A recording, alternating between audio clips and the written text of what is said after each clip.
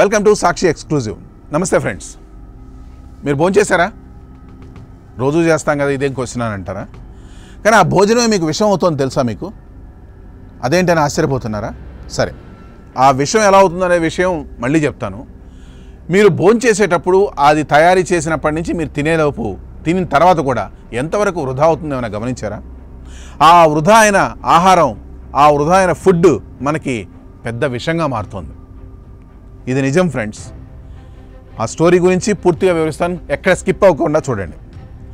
మీరు ఎప్పుడైనా ఆలోచించారా, మన ప్రపంచంలో ప్రతి సంవత్సరం బిలియన్ టన్నుల ఆహారం ఉత్పత్తి చేస్తాం, కానీ చాలా వరకు కొన్ని దేశాల్లో ఉత్పత్తి చేసిన ఆహారం చాలా ఎక్కువగా వృధా అవుతుంది. ఇక్కడ ఫుడ్ వేస్ట్ అవడమే కాదు, అది మళ్ళీ మనకి ప్రాణాంతకం అవుతుంది. ఈ వృధా ఆహారం డంపుల్లో పడి మీథేన్ వంటి ప్రమాదకర గ్రీన్ హౌస్ గ్యాస్లను విడుదల చేస్తోంది. ఇది కార్బన్ డైఆక్సైడ్ కంటే ఎక్కువ శక్తివంతం, అంటే మనల్ని చంపడానికి చాలు. ఈ ఆహార వృధా ప్రపంచ గ్రీన్ హౌస్ గ్యాస్ ఎమిషన్లలో 8 నుండి 10% దోహదపడుతోంది.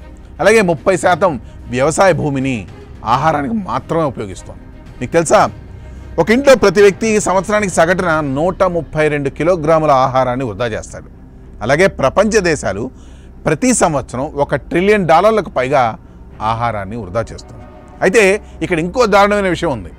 ఇంత ఫుడ్ వేస్ట్ అవుతున్నా ఇంకా ఈ ప్రపంచంలో 783 మిలియన్లకు పైగా ఆకలితో బాధపడుతున్నారు.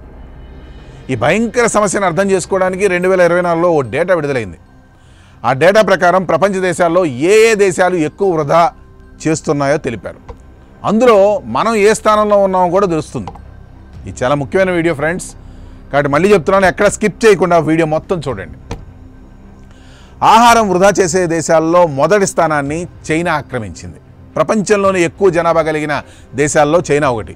చైనాలో సంవత్సరానికి 108 మిలియన్ టన్నులకు పైగా ఆహారం వృధా అవుతోంది. అంటే చైనాలో సగటున ప్రతి వ్యక్తి సంవత్సరానికి 76 కేజీల ఆహారాన్ని వృధా చేస్తున్నాడు అనమాట. ఇక రెండో స్థానం ఎవరనుకుంటున్నారా? ఎస్, మన దేశమే. భారతదేశంలో సంవత్సరానికి 78 మిలియన్ టన్నులకు పైగా ఆహారం వృధా అవుతుంది. మన దేశ జనాభా ఎక్కువ కాబట్టి ప్రతి భారతీయుడు సంవత్సరానికి 54 కేజీలు వృధా చేస్తున్నాడు. అసమర్థ స్టోరేజీ, రవాణా లోపాలు, ఫార్మ్ నుంచి మార్కెట్కు వెళ్ళేటప్పుడు ఆహారం చెడిపోవడం, ఇలాంటివే భారత్లో ఫుడ్ వేస్ట్ అవడానికి ప్రధాన కారణాలు. మన దేశంలో ఈ సమస్యను పరిష్కరించడం కోసం మన వైపు నుండే మార్పు రావాలి. అది ఎలా వస్తుందో ముందు చెప్తాను చూడండి. ఇక మూడో స్థానంలో పాకిస్తాన్. ఇక్కడ సంవత్సరానికి 31 మిలియన్ టన్నులు వృధా అవుతున్నాయి. అయితే ఇక్కడ సగటు ప్రతి వ్యక్తి 122 కేజీల ఆహారాన్ని వృధా చేస్తున్నాడు. ప్రపంచంలో ఆహారం వృధా అయ్యేది ఎక్కువగా ఇక్కడే అని చెప్పుకోవచ్చు. ఇంటి స్థాయి వృధా, అంటే ఇంట్లో ఆహారం వృధా అయ్యేది, అలాగే బలహీన సప్లై చైన్లు, ప్రిజర్వేషన్ టెక్నాలజీ లేకపోవడం, ఇవన్నీ ఇక్కడ ప్రధాన కారణాలు ఫుడ్ వేస్ట్ అవడానికి. సో నాలుగో స్థానంలో నైజీరియా 24.8 మిలియన్ టన్నుల వృధాతోటి సగటున ప్రతి వ్యక్తి తరపున 106 కేజీలు ఆహారం వృధా అవుతుంది. ఇక్కడ వృధా ఎక్కువగా కన్జ్యూమర్ల నుండి కాకుండా సిస్టమ్ నుంచి వస్తుంది. కోల్డ్ స్టోరేజ్ లేకపోవడం, రవాణా సమస్యలు, మార్కెట్ యాక్సెస్ లోపాలు, పంటలు ఇంటికి చేరకముందే చెడిపోవడం లాంటివి ప్రధాన కారణాలు. ఇక ఐదో స్థానంలో అగ్రరాజ్యం అమెరికా ఉంది. అమెరికాలో ప్రతి ఏటా దేశం మొత్తంలో 24 మిలియన్ టన్నులు ఆహారం వృధా అవుతుండగా సగటు ప్రతి వ్యక్తి 71 కేజీలు వృధా చేస్తున్నాడు. ఇక్కడ ఎక్కువగా రెస్టారెంట్లు, సూపర్ మార్కెట్లోనే ఆహారం వృధా అవుతుంది.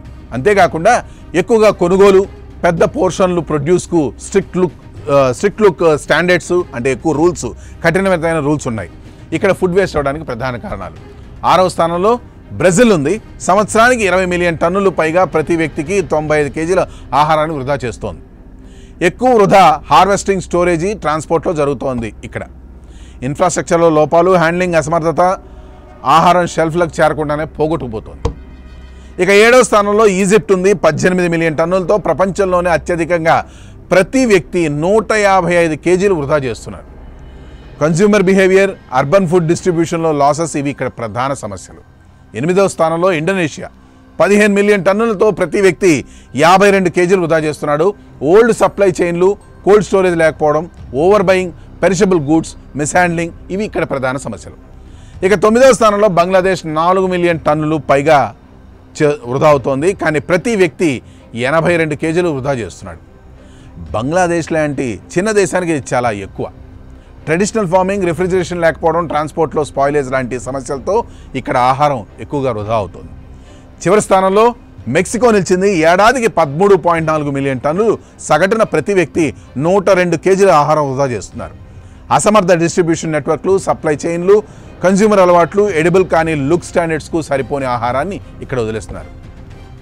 ఫ్రెండ్స్, ఈ డేటా ఇంటర్నేషనల్ ఆర్గనైజేషన్లో నేషనల్ రిపోర్ట్ నుంచి తీసుకుంది. పైన చెప్పుకున్న సంఖ్యలు కాస్త అటు ఇటు ఉండొచ్చామో కానీ సమస్య మాత్రం చాలా సీరియస్. ఇప్పుడు ప్రశ్న, మనం ఈ సమస్యను ఎలా సాల్వ్ చేయగలం?